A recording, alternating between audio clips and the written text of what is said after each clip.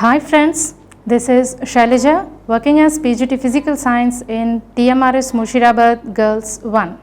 Today we are going to discuss about the ionic bond, which is a part of chemical bonding. So when we are going for any chemical bond, when we are thinking of bond formation, then we have a doubt that when individual elements are existing, why should they participate in a bond? So here comes the answer in the form of the octet rule.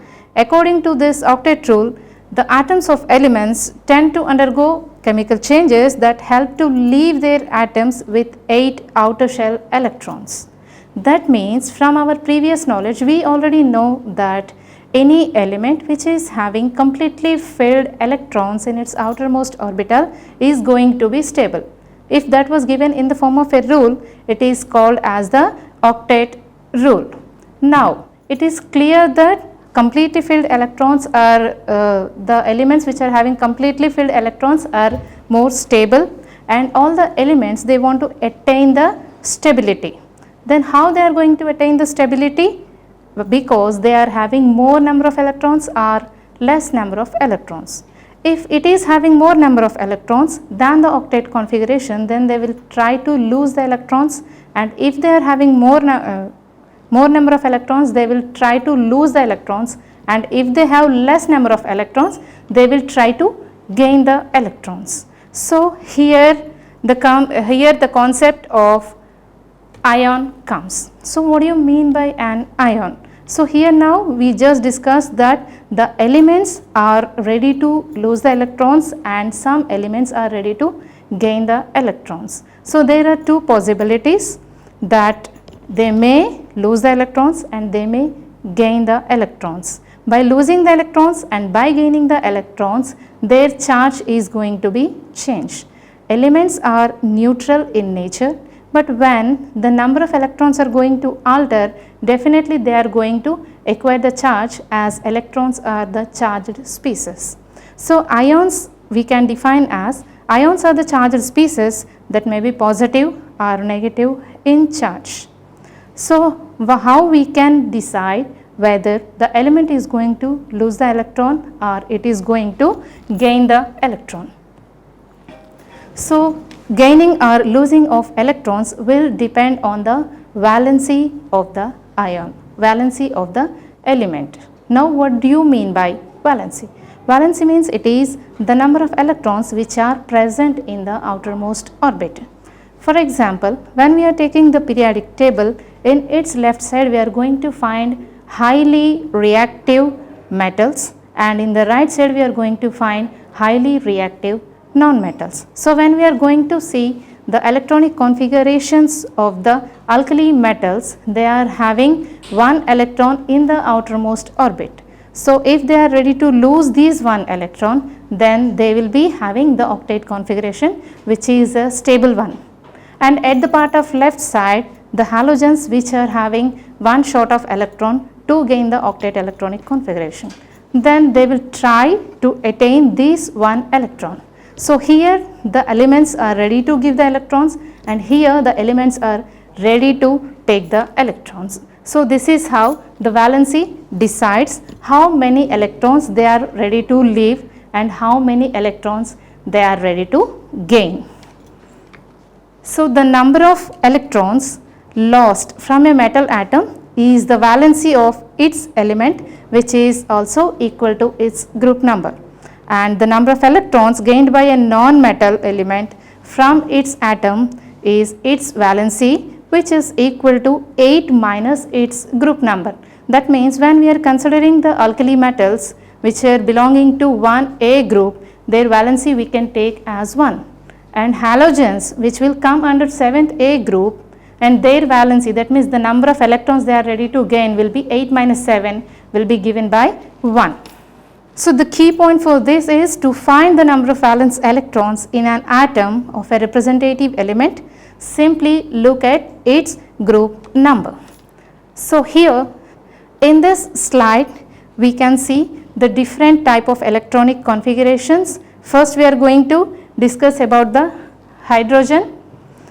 So here apart from the nucleus we are going to have one orbital, so which is considered as its outermost orbital. But when we are moving to the carbon, its atomic number is 6. So 1s2, 2s2, 2p2. Then 1s is the inner shell and the 2s will be second orbital will be the outermost orbital, which is having 4 electrons. Similarly, when we are moving for the nitrogen, in the outermost orbital we can find 7 electrons, and in the oxygen, in the nitrogen we are finding in the outermost orbital 5 electrons. That means for the octet configuration they are short of 3 electrons. That means if a nitrogen can attain 3 electrons from anywhere, it will get the stability. In the same way, oxygen's valency is 2. That means it is 2 electrons short to gain the stable electronic configuration. So carbon would like to gain 4 electrons, nitrogen will gain 3 electrons, and oxygen would like to gain 2 electrons. So by this what we understood is atoms of metals lose their valence electrons, whereas atoms of non-metals are ready to gain the electrons. Formation of cations. So till now we are discussing only about the formation of ions we are saying. So here we have already observed that by losing electrons also the species will become ions, by gaining electrons also the species will become ions. Then we have to give them a particular name. How? Here when the particular entity or the element has lost electrons, then it is called as cations. It is going to get the positive charge. Okay, so how it is going to get the positive charge, that we can explain by the electron dot structure of the ions. Here if you are going to observe in the sodium atom, okay, so its electronic configuration, its atomic number is 11 and electronic configuration is 1s2, 2s2, 2p6 and 3s1. So in the third orbital it is having 1 electron in the s shell. If it is going to lose this 1 electron, it will gain the octet electronic configuration. So this sodium is ready to lose this 1 electron. So when we are seeing the dot structure in the sodium atom, in the nucleus it is having 11 protons and 11 electrons in the outer shells. So this is considered as a neutral one. But when it is ready to lose 1 electron, in the nucleus it is having 11 protons and in the outside it is having only 10 electrons. That means it is having 1 proton in excess. Proton bears the positive charge. So here we are representing as Na plus.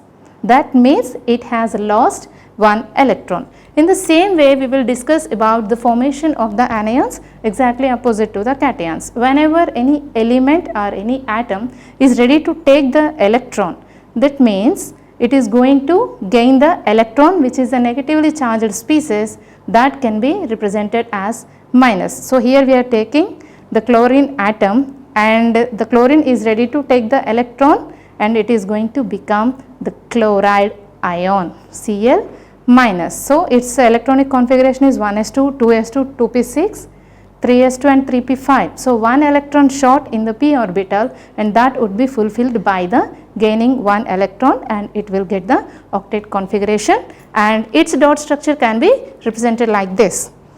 So in the chlorine atom, in the nucleus you are going to find the 17 protons and 17 electrons as per its atomic number, but after gaining the electron, its number of electrons will become 18, whereas the number of protons will be the same as 17. So it is having 1 electron in excess. That is the reason we are representing as Cl minus, or we can call this as the chloride ion.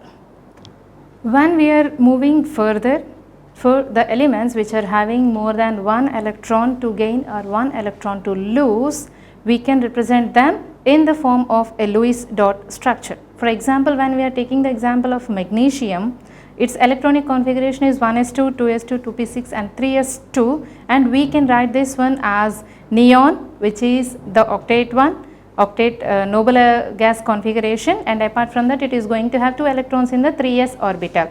By losing these 2 electrons, it will get the octet configuration. So here we are representing this one as magnesium and 2 dots beside this magnesium, which are going to represent that magnesium is having 2 valence electrons.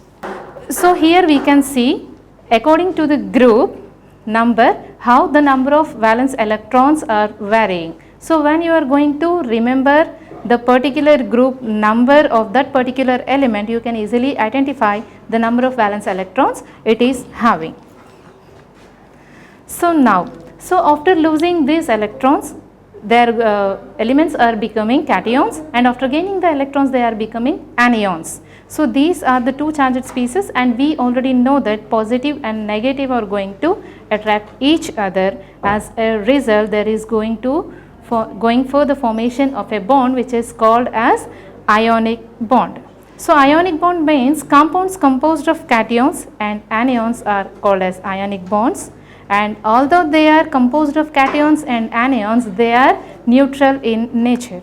So as the charges are playing many major role in this one, this bond is also called as electrostatic forces.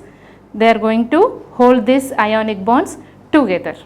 Okay, so as the positive charge and negative charge are going to neutralize each other, the total molecule is considered as a neutral in nature. So here ionic bonding, by in this slide we can see how the electron, outermost electron from sodium is going to transfer into the chlorine, and how they are going to get the positive and negative charges, and how they are going to come closer to each other to form a bond which is a sodium chloride molecule.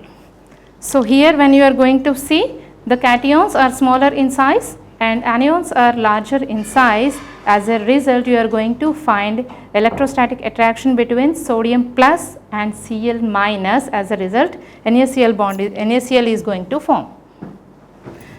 And so here when you are going to see the structure of this sodium chloride, this is the arrangement of anions and cations, that is Na plus ions and Cl minus ions in a particular crystal lattice. So here when you are going to see, there are a number of sodium ions and number of chloride ions are present in this crystal lattice. So we should know what is its basic formula, which is also known as formula unit. So what do you mean by a formula unit? A chemical formula shows the kinds and number of atoms in the smallest representative unit of a substance.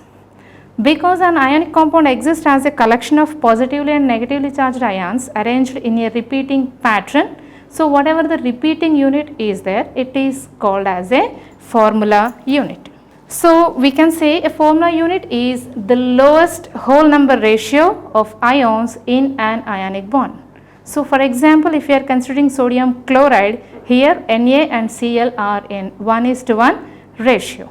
Okay, so in the same way you can try for the formula unit of magnesium chloride. So now what are the properties of ionic compounds? How we can identify whether the given compound is an ionic compound or not? So based on some properties we can identify, and the properties are mostly these are crystalline solids at room temperature. At room temperature they are going to exist as crystals, and they are going to have high melting points, and they are very good conductors of electricity when they are dissolved in water or in solution.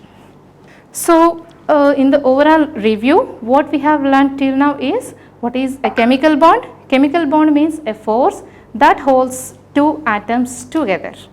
What is an ionic bond? An electrostatic force that holds oppositely charged particles together in an ionic compound when it is going to form. Okay.